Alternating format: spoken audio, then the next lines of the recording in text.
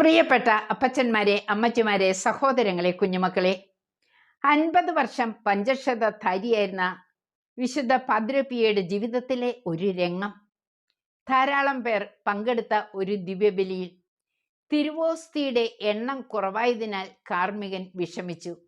എന്നാൽ ആ സമയമായപ്പോൾ സഹകാർമ്മികനായ പാദ്രപ്പിയോ ഏതാനും തിരുവോസ്തികളടങ്ങുന്ന കുസ്തോതിയുമായി ജനങ്ങളുടെ ഇടയിലേക്ക് ഇറങ്ങിച്ചെന്നു.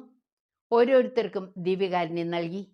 എല്ലാവരും സ്വീകരിച്ചതിന് ശേഷവും ആ കുസ്തോതിയിൽ ഏതാനും ദിവ്യകാരുണ്യം അവശേഷിച്ചു. പ്രിയപ്പെട്ടവരെ, വലിയൊരു അത്ഭുതം.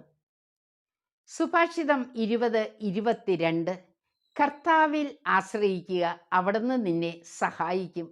പ്രിയപ്പെട്ടവരെ, നമ്മുടെ ജീവിതത്തിലും ദൈവം അത്ഭുതങ്ങൾ പ്രവർത്തിക്കുന്ന അവസരങ്ങൾ ഉണ്ടായിട്ടില്ലേ? കർത്താവിൽ ആശ്രയിക്കുക, അവിടുന്നാണ് നമ്മെ സഹായിക്കുന്നത്.